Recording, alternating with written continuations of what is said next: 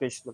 আমাদের প্রত্যেকের মনোবাঞ্ছনা না যে আমরা কিছু ফল চাইবো ভগবানের কাছে, দেব-দেবতার কাছে সেটা যেন আমরা পাই।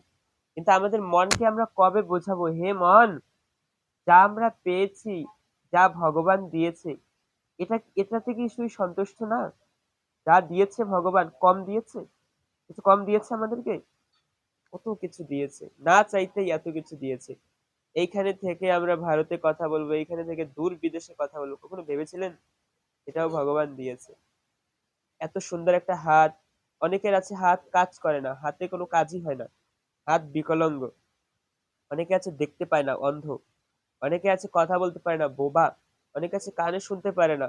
অনেকে আছে ফুটপাতে থাকে, আমরা তবু একটা এই বাড়িতে আছি।